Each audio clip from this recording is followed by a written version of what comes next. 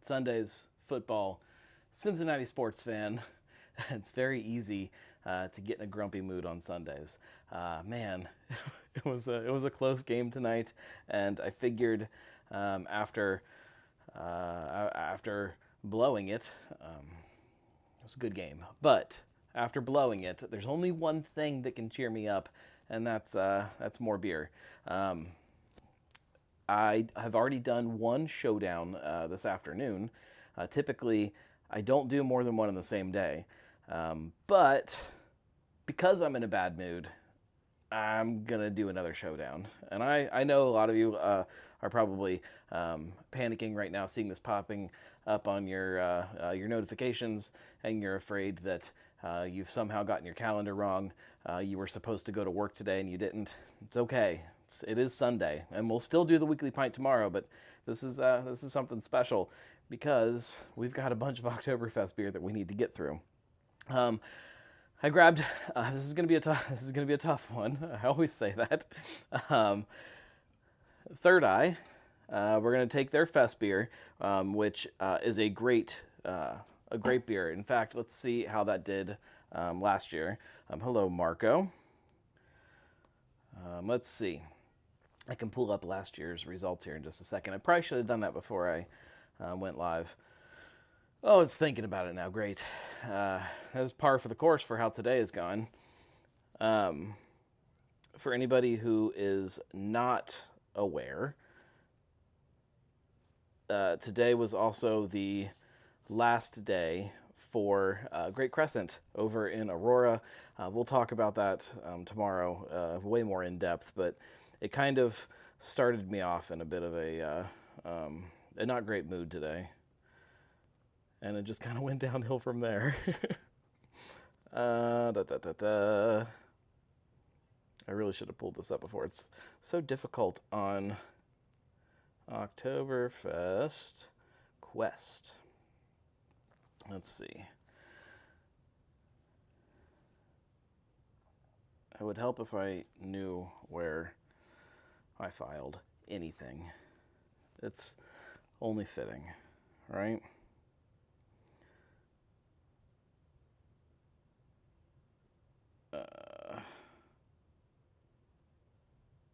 I am curious, for anybody that is jumping on, if you've also been drinking Oktoberfests with me, or not really with me, but on your own, and you have some that are your favorites this year.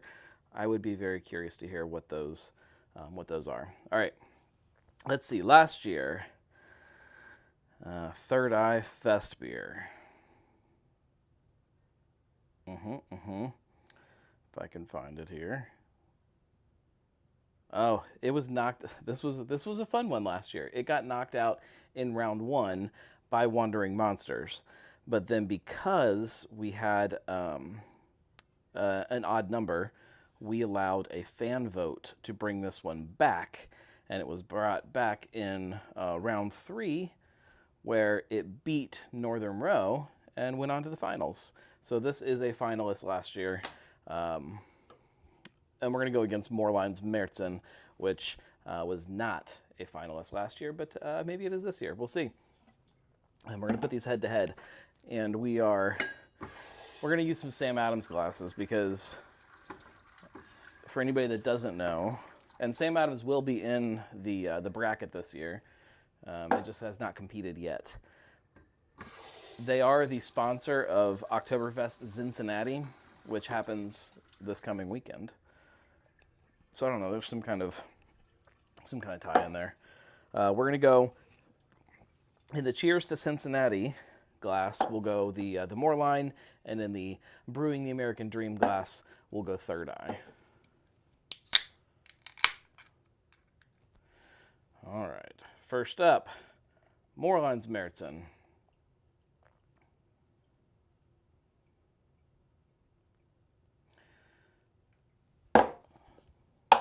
Okay. Up next, Third Eye. If anybody remembers, earlier in this year's bracket, Third Eye's Märzen got knocked out pretty early because it was a little bit hazy. That problem is not there for the Fest beer, thank God.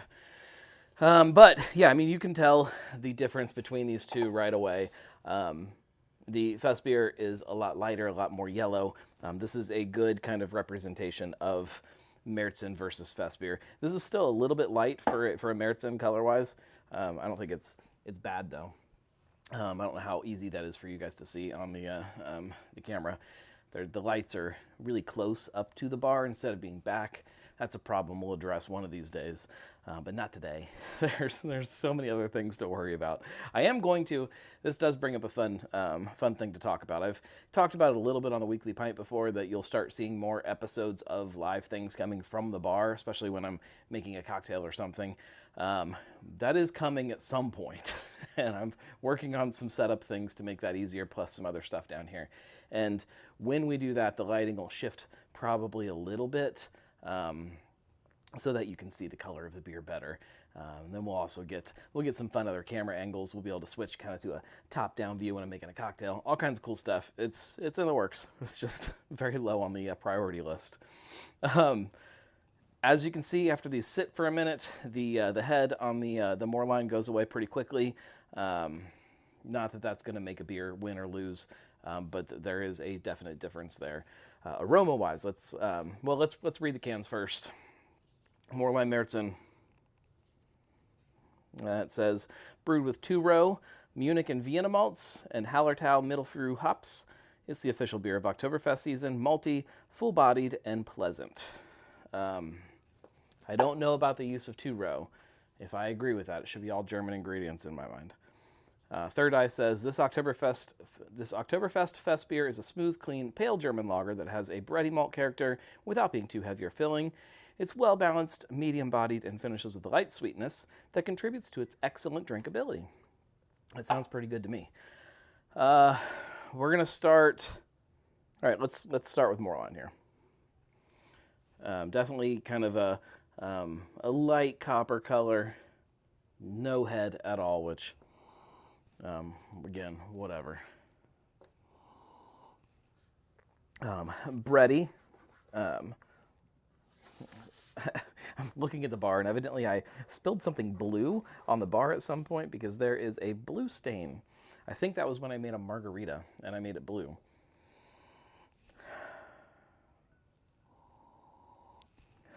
It's bready, but not like that that over the top like pretzel-y bread that I love. It's there's a fruity thing going on too. Okay, let's get into the Third Eye.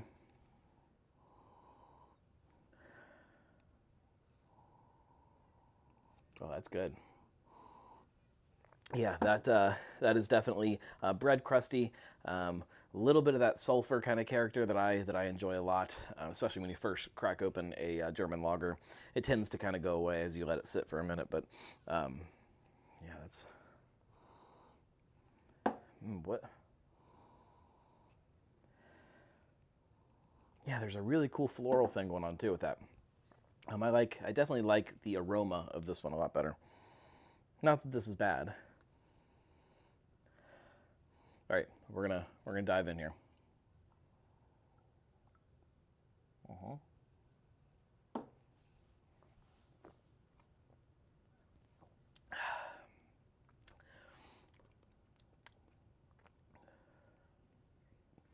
There's a kind of a sticky, almost sweet thing going on there in the back. Kind of hits right in the back of the tongue, like in those back corners. Okay. Let's see if we get that with this one.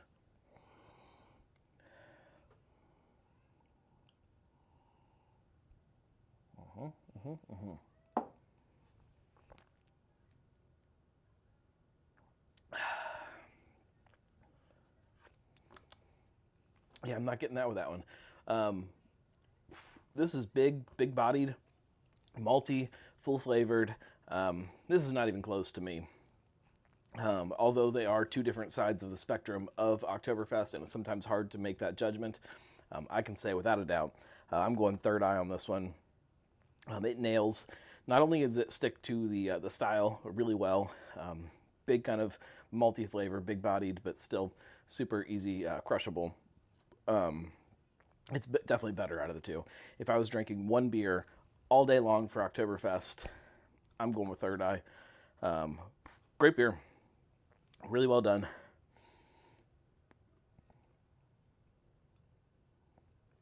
Yeah, that's a good beer. And if you've been watching any of these showdowns, you know I always end it with a fun little tradition where we combine the two into some kind of super Voltron of Oktoberfest happiness. Let me see what it turns out. That looks like about half. So it darkens it up a little bit, kind of gives it more of a, I don't know, pea yellow color. You get that kind of fluffy head on there. Definitely smells different. I don't know that it's better than just the Third Eye by itself, aroma-wise. Let's see.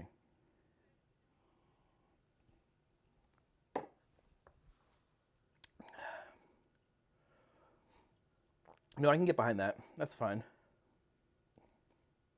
Yeah, that's actually pretty good.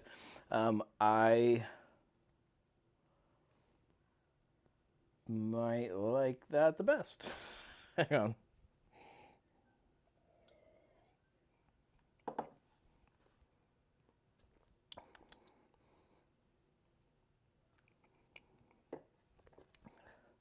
No, no. Well, no, I think I like the Third Eye the best versus even the Voltron. But this is pretty freaking good when you combine them together. It brings all of the things that I liked about Third Eye, keeps them there, but pulls out some of the stuff that maybe was hidden in the background of the Moor line that is probably a little bit better. Yeah, that's good beer. You know what? Feel free to combine them together. You can't really go wrong. Oktoberfest in Cincinnati is a perfect time of year. Just about every one of the Oktoberfest beers is pretty freaking good. That's what makes this whole bracket so ridiculously difficult and ridiculous, because any one of these really could win the bracket any given year. And just depending on who they go up against, it's up for grabs every single year how this whole thing shakes out. Yeah, either one of these could have gone on to the next round, but only one can. So Third Eye moves on, and we'll keep rolling with round one is almost done. There's still a couple more beers that I have to get my hands on. I don't remember the exact number. There's just a couple, and then once I have all of those and I finish up round one, I'll post kind of the results of round one, and we'll post how round two is going to shake up, and then we'll roll through that pretty quick. And it has to be really quick because the finals are a month away, less than a month technically.